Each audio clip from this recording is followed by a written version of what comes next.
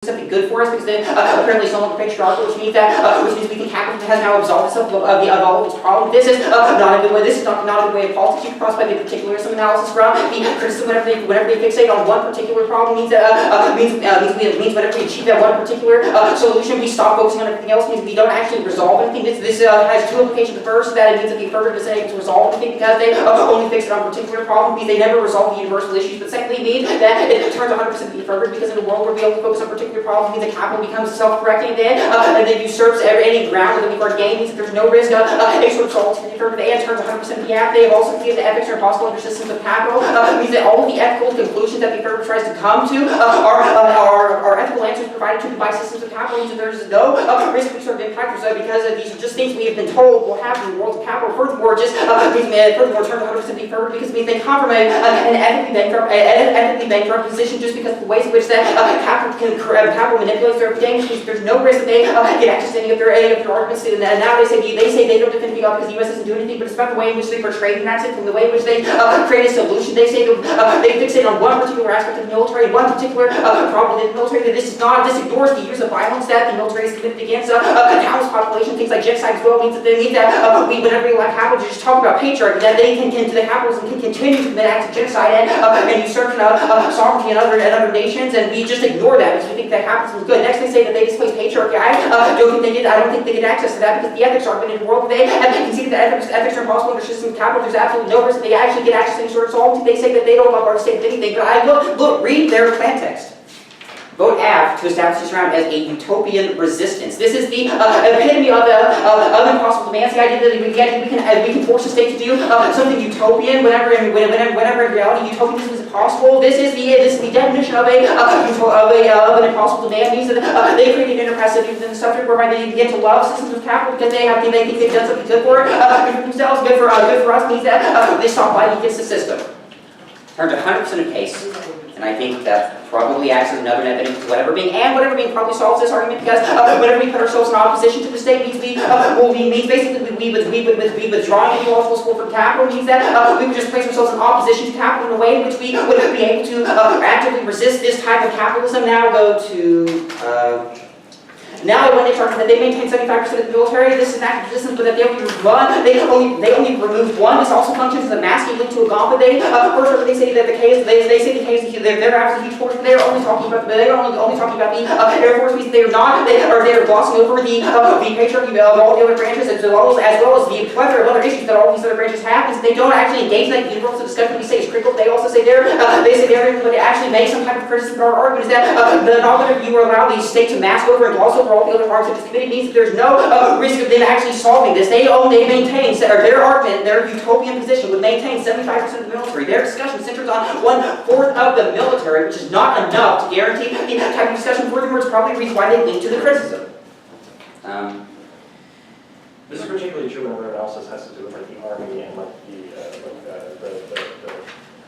whatever. Yes, this is especially true whenever the analysis is glossed over the army as well as the Marines as well as the Coast Guard, all of these other branches of the military means that they don't get access to any of their solvency now. So the impact sheet, I think we're turning your impacts in a couple of places. The first is that ethics are impossible under systems of capital. That argument is conceded. You can cross by that analysis. Means that these impacts they talk about they talk about their ability to solve don't actually happen in a world of the affirmative and the utopian instance of the affirmative because these are just ethical conclusions that we've come to under systems of capital. Means that they engage in an infinite system of error replication means they were never solved. Furthermore, I think that the criticism turns it as well because the criticism in the case of the affirmative suspicion of the normative ways in which politics happens creates assault of bare life whereby the state of exception exists where the state can literally manipulate us just because we don't know how to pre-state policy, we don't know what's happening and basically the state engages in the system of fluid legality whereby whatever they say goes means turn 100% of the affirmative and reduces us to bare life.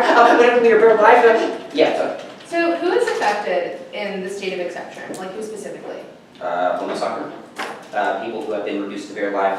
Like who? Our argument is that the way in which you ontologically frame That's not my the sovereign. No, I'm answering your question. The way in which you ontologically frame the sovereign reduces all of us to bare life. Okay. Also, I think the criticism turns 100% of the impact means that there's no means we are solving back the nature of we are also solving back the paradoxical nature of violence. Furthermore, whatever being solves 100% of this as well. They have not answered the arguments that the alternative solves the affirmative in the world in which we place ourselves in opposition to the state means we are able to actively resist the types of patriarchy that they say are problematic to the criticism.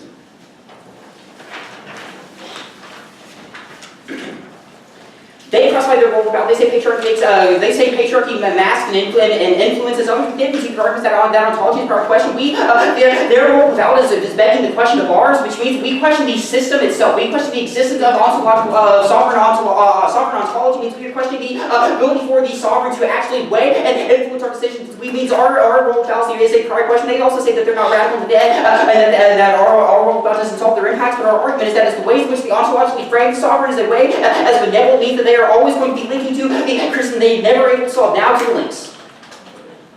The first argument I wanted, which is conceded, is the particularism link. Our argument is that they keep in play that their utopians to keep in place and not discuss the majority of other parts of the military, which are equally problematic as the Air Force, means that they are always maintain the same structures they criticize. No risk of any sort of solvency there. But furthermore, they say they turn the state of exception. Our argument is they literally create the state of exception whenever they create utopianism, and then this idea that we can just enact something. This is the ways in which that the state fluidly conducts policy and fluidly just tells us how we feel about issues and fluidly manipulates the ways in which we react to crises and situations. Means that they are literally the state of exception. This is a unique reason to reject the affirmative. Turns 100% of the app because the state of exception is what justifies things like trans violence in the first place by creating an exception of the trans body. Those are the individuals who can have violence committed against them. Now they say the perm. They say perm to the plan non-mutual parts of the affirmative are alternative arguments. There is no there is no part of the alternative that can actually happen within the affirmative arguments. That the alternative literally places us in opposition to anything sovereign, which means that any world which they engage in utopian demands on the sovereign will always be linking back to the further where they say it shields the links. That's all she says. There's no real born arguments that guarantees a link to the criticism because of the periodic exceptionalism argument that is conceded on the alternative. Now they say that they create the idea that they can spotlight issues, but arguments you don't actually spotlight anything. Whenever you're just engaging in particular rejection, means that you don't solve the criticism. They say that we can say the patriarchy is naturalized, but our argument is placing ourselves in opposition to the state. Still is able to solve this via whatever be. They say that we don't look at root cause, and that we don't, and that it doesn't turn the case. But our argument is that placing ourselves in opposition to the state is our way of combating naturalized patriarchy. Okay. So the order of the LOR is going to be just like a few particular arguments that I want throughout the debate. So it's going to be first on the AF case, then on the ideology return, then on the K framework, then on the K alt. Again, that's like the AF links, the ideology turn, the K framework, the K alternative. Does anybody need that again? Okay, is anyone not ready? Should probably set my timer.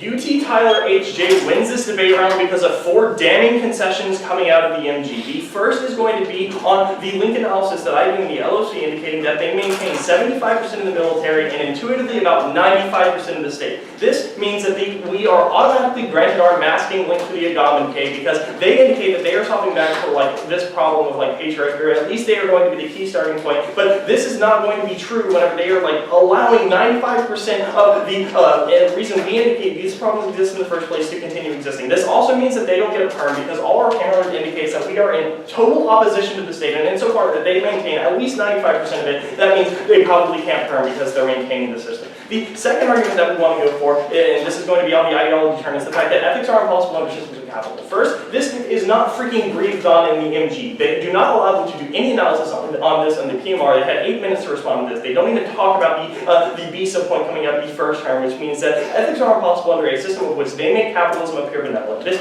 first turns the entire debate affirmative because insofar as they're advocating for a utopian resistance of patriarchal structures as a way to like establish a more ethical orientation to society, this means that they can't actually do this because their system of ethics is going to be informed by extended across the specific analysis I do, indicating that our ethics are informed by things of like greed and lust. This probably turns the affirmative insofar as like the masculine body like views the feminine as something that they can like exploit and take advantage of. You can look at their impact scenario indicating why patriarchy is naturalized. The reason reason for this is because we view the feminine body as something that we can like take from without any sort of repercussions. This also functions as terminal defense to the affirmative advocacy because you can't evaluate whether or not their advocacy would be good or whether or not their impacts are bad in a system of which ethics are impossible. The third argument we want is on the framework of the criticism, indicating that ontology comes first. They, again, don't breathe on this issue in the MG, which means that immediately you're going to vote for the K alternative because it is the only advocacy in the debate round that has a risk of solving for the prior question. What it means that ontology is a prior question is that we have to understand like who we are and what we believe ourselves to be and what circumstances affect our understanding of self before we know how we interact with the world. This probably means that first, this turns the entirety of the affirmative because they are asking questions about like the feminine body and the structures that like ontologically damn the body, but they don't actually investigate the ontology of the feminine, which is problematic because they can't understand why this violence comes to be, but also they can't access their impacts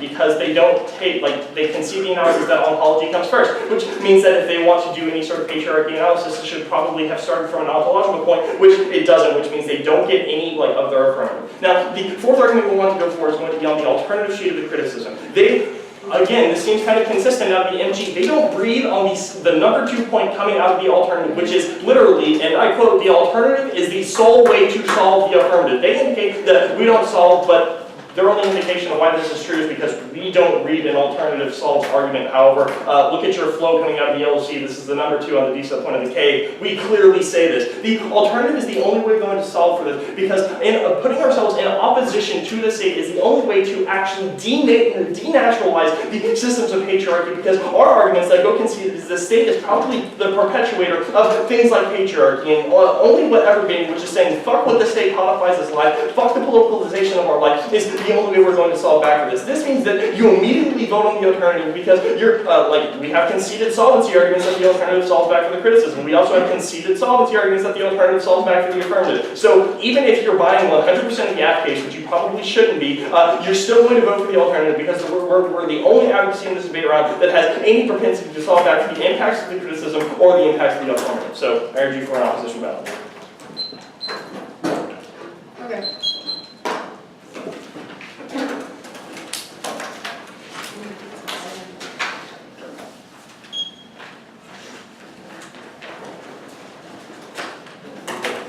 The order is going to be framework debate. Which framework? Both. So it's going to be like comparison of interps. So if you want to just have papers together, our solvency, the case terms, the alt, the links for y'all, the links for the app. And then impacts for app, impacts for net. I will signpost entirely. Anybody else see the order? There. With an overview on top.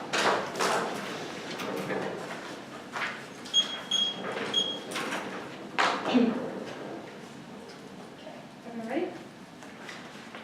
And you can flow the overview wherever you want.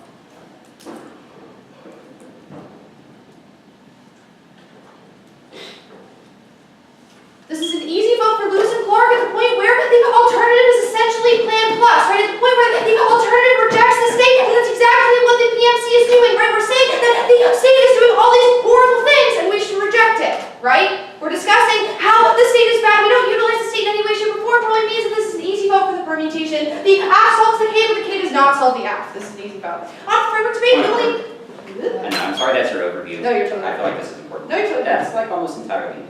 So the argument I'm making is that the PMC is indicting the state, which Taylor made in the MG, and this is just a cross-out. Yeah, but any analysis, I'm sorry. You're good. Any analysis about why the alternative is Plan Plus, that's what I was specifically This is impact weighing, essentially, like, that's what I'm going to defend. It also say in the MG Under that, consideration. Yeah. Let's not have a mini debate. Yeah, that's, Sorry. Just real quick, do you all want to keep me, do you want me to keep calling points of order, or will you all protect? You know what I'm looking for. That's what I always say. I'll protect the video. Okay. Yeah, I will not call another one, thank you. thank you. Okay. We're still debating. Oh. Let me drink water. Okay. On the framework debate, the only thing I need on this piece of paper is that they're arguing from the LOR saying that this the ontology is a prior question because you need to evaluate why you are who you are because of structures of power. That's exactly what ANC is, right? At the point where we're saying that the patriarchy informs your own ontology probably means we are a prior question. Solving patriarchy comes first. This is really easy debate. Framework. The only argument I'm going to pull across on this piece of paper is the hard interpretation of the debaters was inherently the atomic relationship to patriarchy. That is probably why we're going to go to the debate at the point where they don't offer counter-interpretation, and that means you're going to evaluate the lens of the debate through this framework means we're the only people that actually did that. You lose. Solvency. Quick overview on the solvency page. I want to clarify that the act does not involve the state in any way, shape, or form. Looked at the spirit of the Houston argument, you can pull it across from the last solvency point. This lets you things like grassroots change that did not involve the state probably means that this is about social change and retaining the state writ large. We're not saying we're going to involve the state, and we're asking the state to have this utopian space. This is the utopian space. This debate round is the utopian space. That means that we don't link to the criticism at all. We criticize the state. We criticize the state. We don't support it.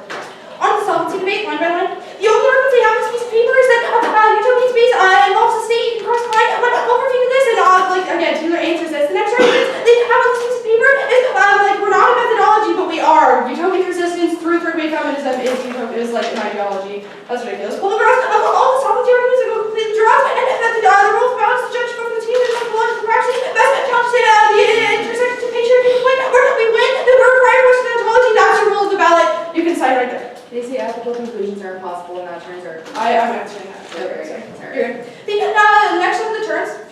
The only arguments they have in this piece of paper are all about the arguments that we feed through like the capitalist system of the state. The first argument I want against this is utopian space is specifically not understated where capitalism is a space and which Bell Hooks argues that we are free from the oppressors that silence us and tell us not to speak probably means we solve a lot better than you do. The next argument is that sorry we gave you ground, right? I'm sorry that we only talked about the topic so you can criticize our method in relation to the topic. That's probably why we only talked about the Air Force. Also we talked about the military writ large and on the links page, but I'll get there when I get there. The next argument we make is that ethics are fed by the capitalist system. The first argument I want for this is the perm solves and any world where the perm solves for this capitalist system, right? Like if the alt is affected by the capitalist system, so is the affirmative. Probably means there's no link differential. The next argument we make is that we can't solve because we're the epitome of impossible demands. Cross by my overview arguments about the state is not involved in our utopia. We're not debating anything. This is ridiculous. We don't link to the criticism. Okay. I'm going to extend the permutation. Their only answers are that we link somehow because we involve the state. Their all text itself says the part that they're referring is that the affirmative means the maintenance of sovereign power. We don't maintain sovereign power any more than the alternative does. Probably means that you can vote on the permutation really easily. There's no disadvantage to the permutation. All they're saying is it's impossible. We win that we don't link to the criticism means the permutation stands. Means permutation has the best chance of solvency for both the affirmative and the criticism. This also overwhelms any of the links. They didn't answer this argument. They just said there's no bar, but it's true. They can see the spotlight you just had, right? Okay. The next argument I want you to extend is the spotlighting this out, right? They can see this. All they say is that we don't spotlight, so it doesn't matter because we're part of the discussion. But this is just not true. Right? It's the point where spotlight uniquely comes from a historical context in which this has happened before. Grassroots movements spotlight in the past probably means you have a lot better chance of solvency. Women are historically like covered up their oppression.